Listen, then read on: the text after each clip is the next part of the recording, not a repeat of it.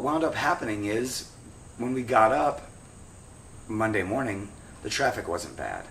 And so Allison had suggested that we go to the stadium, which was on the river, and that there should be parking there. There's a pedestrian bridge that goes over into downtown Nashville.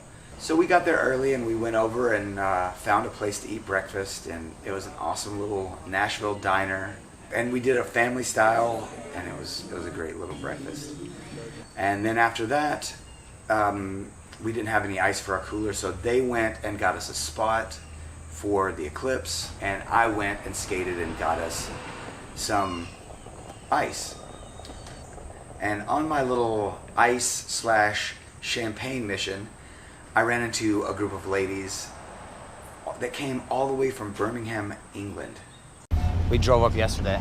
Oh, nice. Stayed at a friend's house here, and Oh. much easier to get for us to get here than for you guys to get here. We've been to England. Only to London though. London Yeah. and then Salisbury Plains. Oh, right. Okay. Yeah, well, I had to go see Stonehenge. Oh, You could go, yeah, if you guys. There we go.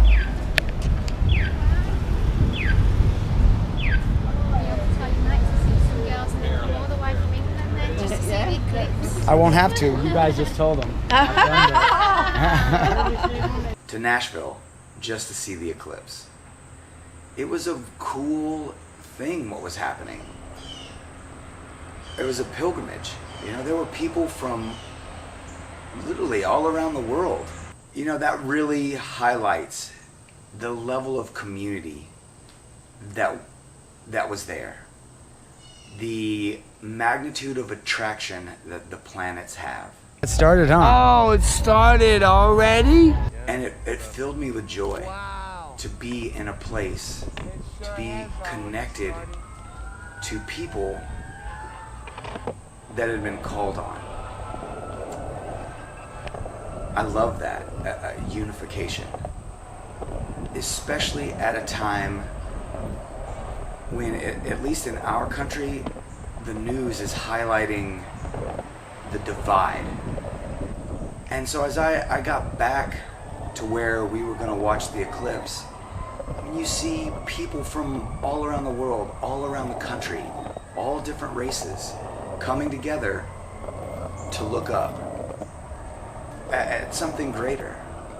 We were being unified the same way that the sun and moon were coming together. It was beautiful. And Lovely. so as I, get down and we set up our little picnic area where we were gonna watch the Eclipse, I start messing with cameras, and I've got like 3 cameras going. And I started to feel a little bit frantic. So I'm there with all my cameras set up, working frantically to capture the perfect picture of the corona, which was my expectation of this trip. That was the big buildup, was this corona. And I'd heard so much about it that was what I wanted out of this whole thing. And and towards the end, you hear people start to clap when you can start to see things get dark. And you can see the lights on the city come up. And there's all this excitement building. And so I just quit. I was like, okay, I don't want to be looking into my camera when this thing happens. There's cameras on a tripod. If they get something, they get it. If they don't, I want to get it. That priorities. It really put me in a place of what is more important. What am I really looking to get? And truth be told, it wasn't the photo. It wasn't even the visual. It was what I did get. Laying there, you could feel everyone's energy. You could just feel all this happiness and anticipation, and it was palpable. The air was thick with that energy. And I just lay there, and the clouds come in and obscured the big show. the moon and sun got shy right about time to show off. But I was already inside myself at that point. I started doing yoga. I just let it take me over. I laid down at first and just kind of looked up at the sky. And it does take on this eerie feeling, even not seeing the corona, just in the middle of the day. It gets dark, and not dark like it's cloudy, dark like it's sunset. Like the lights take on a totally different color. The temperature changes. Everything changed. And then it starts to get light again. And you went from people clapping, already clapping, when before anything happened, just at the shift in light, to nothing. You could kind of feel the disappointment. But I don't want to be disappointed.